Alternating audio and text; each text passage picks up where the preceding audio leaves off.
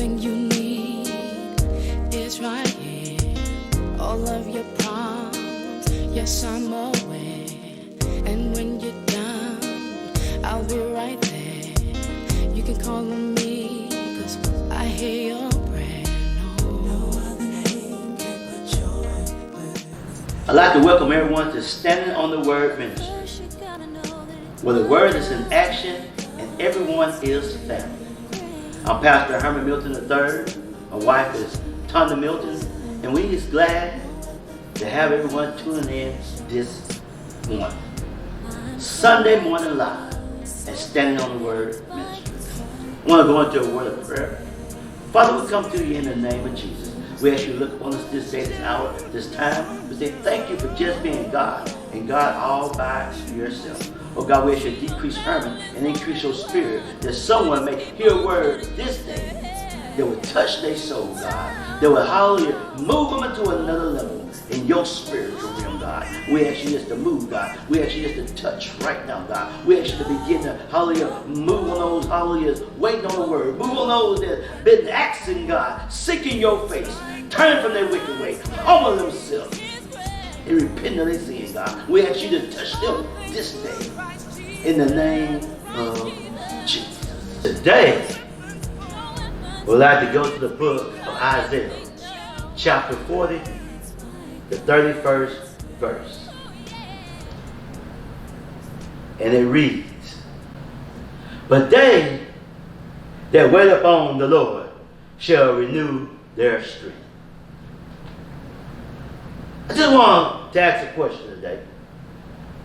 Do we have anybody that knows what it feels like to be tired? Do we have anybody that knows what tired looks like? To me, it looks like a boxer who have thrown in the towel. And the first thing we say is, he gave it a good fight. He lasted longer than most people. Why do we always have to compare our failures and our defeat, our problems, our situation that we have? Why do we always feel the need, in order for us to feel good about ourselves, or what we didn't succeed in, we always have to compare ourselves with someone else? He lasted longer than most. We always feel the need we have to compare ourselves with someone else.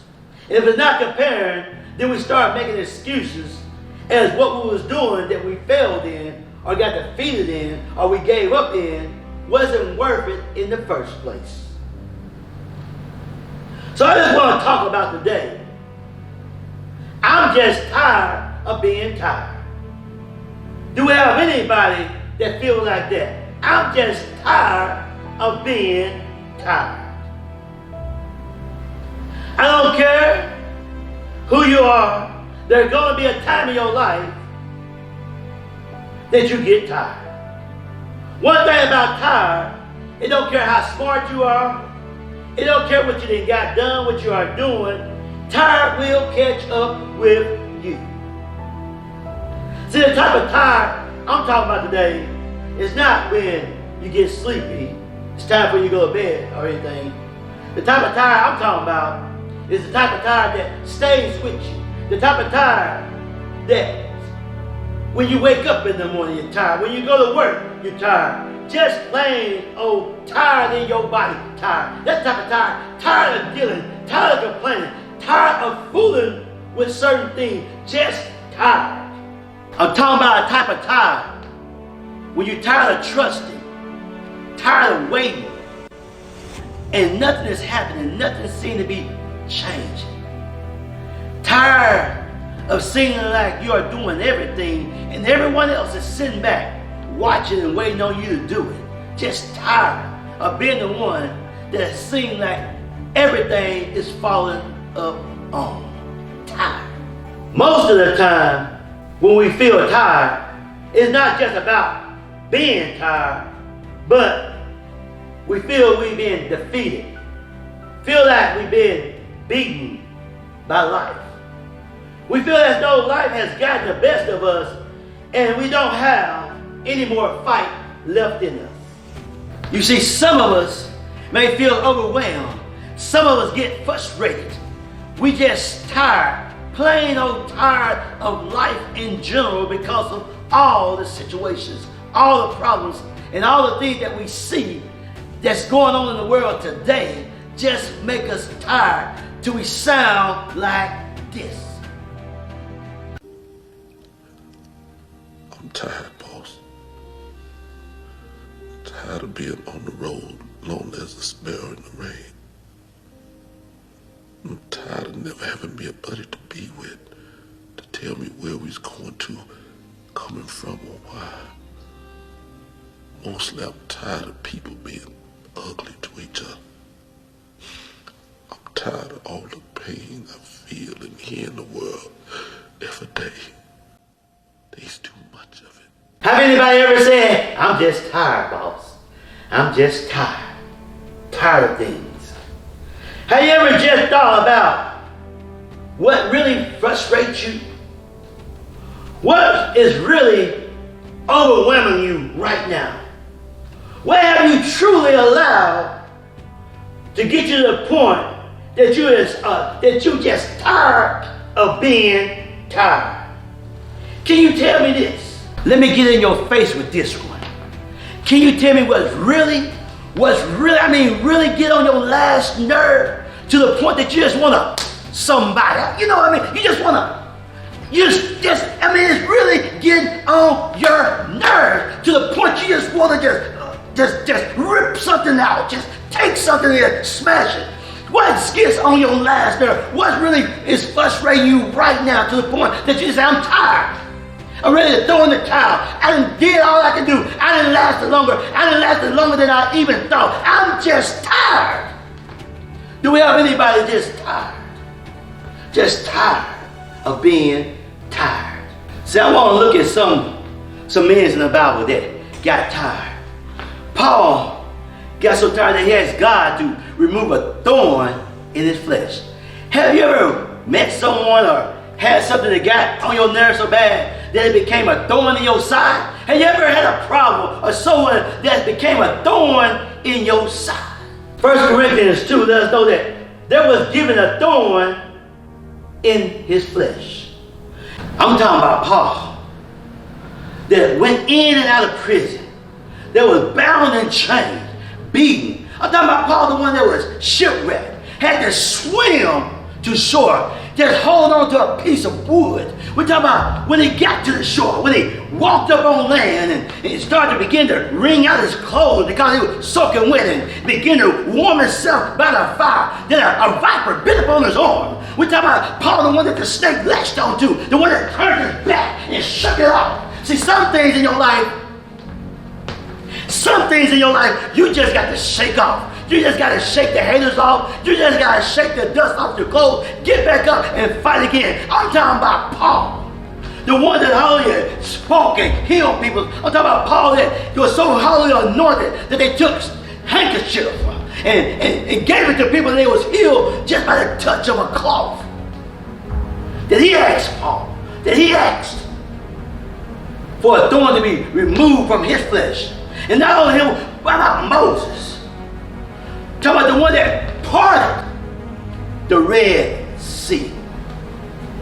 I mean, he walked up and held his staff out, and the Red Sea just parted.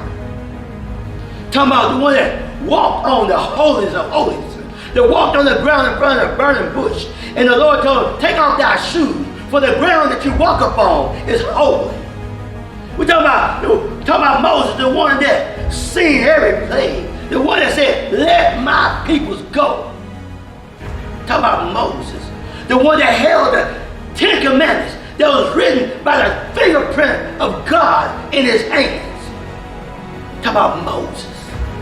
And he asked God, can I go into the promised land? God took him to a cliff and let him see over into the promised land.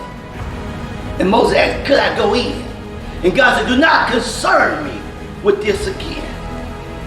My God, I know I'm no Paul or no Moses, but I have had situations in my life that came up and I just got tired of this, I had to deal with. I had jobs that let me go for no reason of my own. Just came in one day, called me to the office and said, today is your last day. I know I haven't done all things right in the sight of the Lord. I made a lot of mistakes and I didn't do them right when I was dealing with them. But sometimes you just deal with the hand that you have the best way that you know how to deal with it. You just do what you gotta do. And all the time when we do what we gotta do, it might not be right. But I'm not standing here today asking God to make my day better. I'm not standing here today praying and asking God just to make things the way I want them. But I stand here today, in the place I stand today, in the place my children are, asking God to begin to move on their life. I ain't standing here just because I want to be here, because there's some things I won't change, and some things I want my way. But I stand here and asking God, God, can you make my mother, God? Hallelujah, make her whole again, God. Let her walk right again, God. Let her speak right again, God. I'm asking you, God. I'm crying out to you, God. Hallelujah, can you move on my behalf? God, I'm just tired of being tired, God, of praying to prayer, and it seems like ain't nothing happening, nothing moving. Have anybody ever been like that?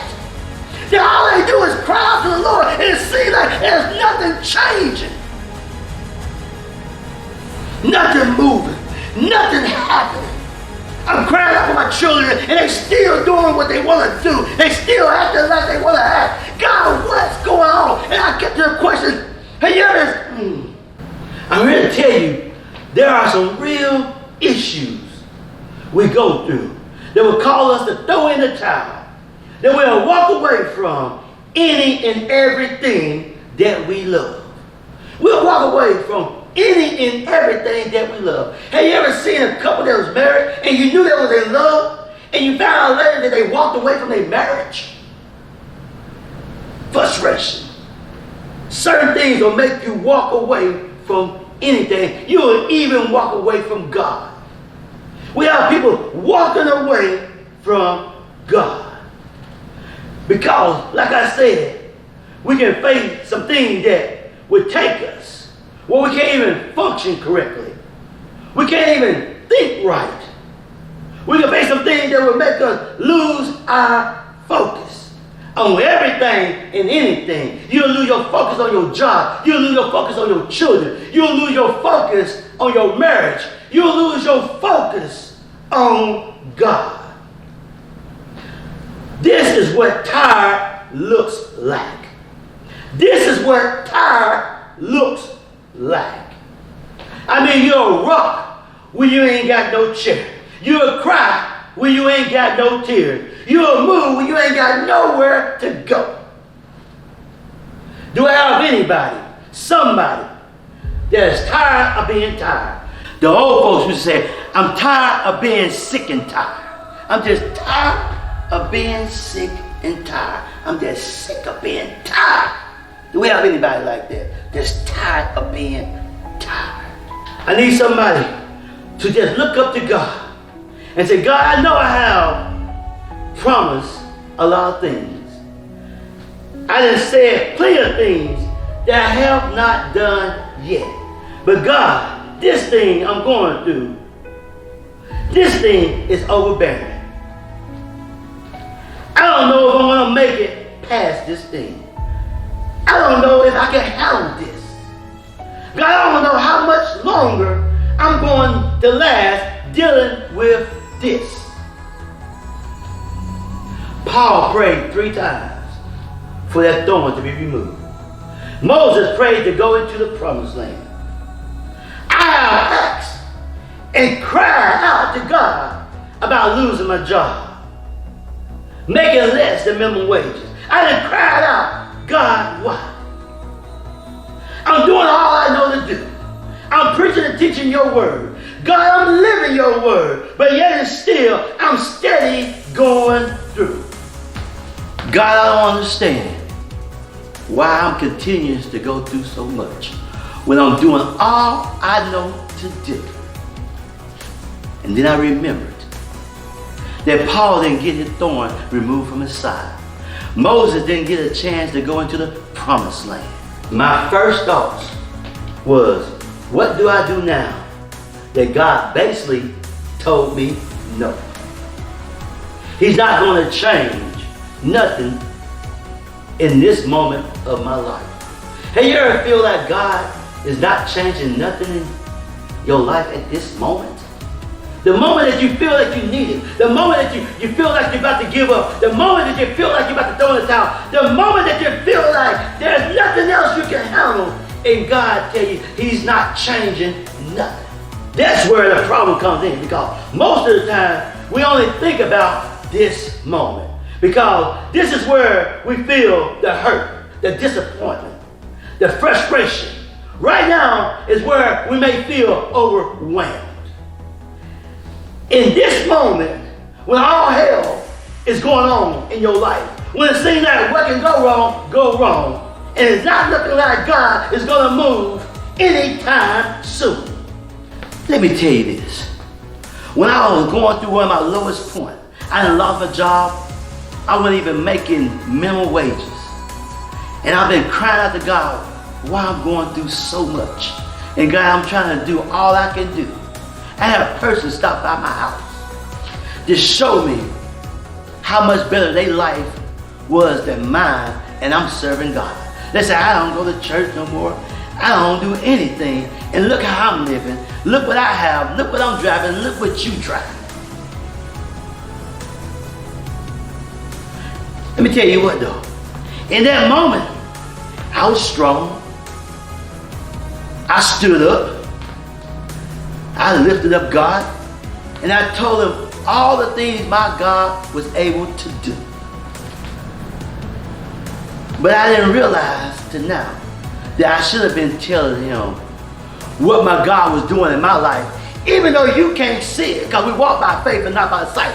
Even though you can't see God doing nothing in my life, He was doing something in my life at that time. He was building me up. He was making me. He was creating a warrior. He was creating a soldier for the Lord. He was creating somebody that would stand when ain't nothing else standing. He was creating somebody that knows His word. He was creating someone that would stand on the word of God when all else failed. He was creating a warrior for Christ. But I didn't say all that. I broke down. After He left, I cried out. I cried out, why God? It's when something like this.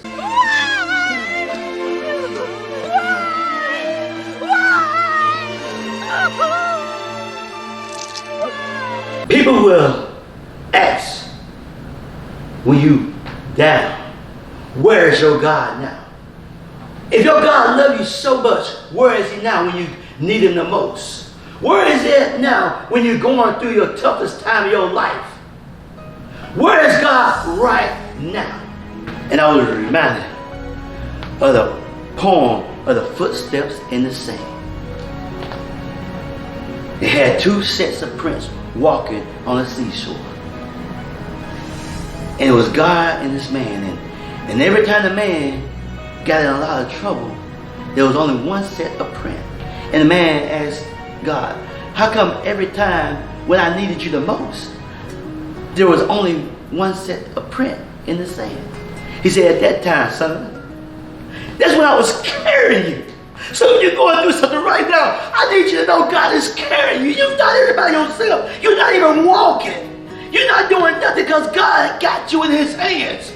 God got somebody right now in His hands, and He's carrying you through this problem. You feel like you're weighted down, but you feel the strength of the Lord that is lifting you up and carrying you over your situation right now. So while you're tired of being sick or tired, God said, I got you in the midst of your problems, in the midst of your storm. I am carrying you through to the other side, so I can place your feet on solid ground. He said, they that wait upon the Lord shall renew their strength. The only way you're going to renew your strength is if you rest in the hands of the Lord. See, when you're going through, you're resting in the Lord because He's carrying you for another battle. He's carrying you to another place for another battle at another time in your life. So you renew your strength as He carries you through this situation that you're going through right now.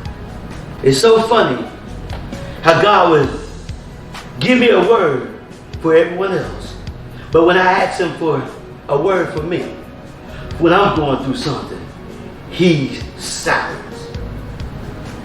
He's silence.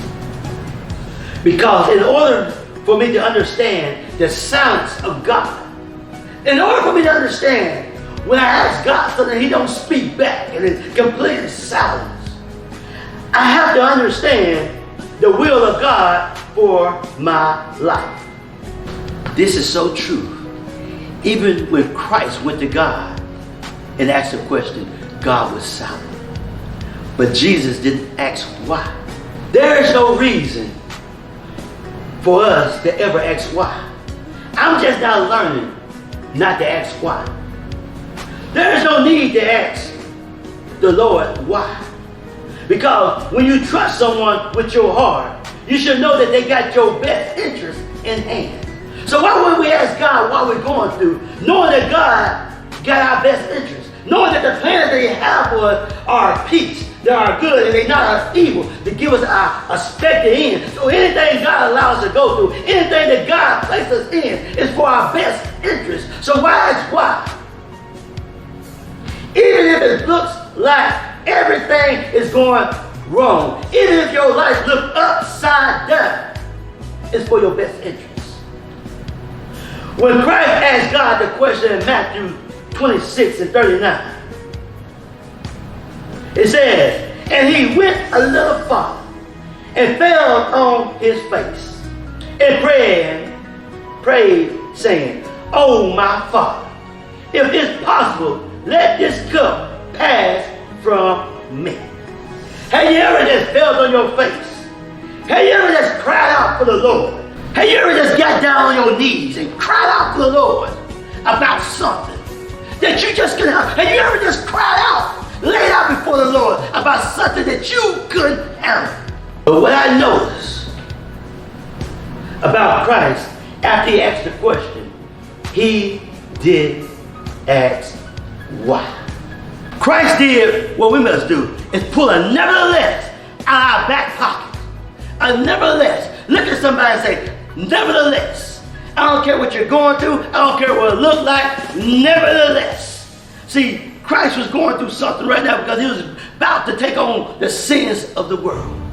And He asked God, if there be any way possible, let this cup pass from me. He didn't ask why He was feeling the way He was feeling. He didn't ask why He was in the position, because He knew why He was there. To do the will of the Father. If you're in a situation and you're doing all you know to do, you are in the will of God.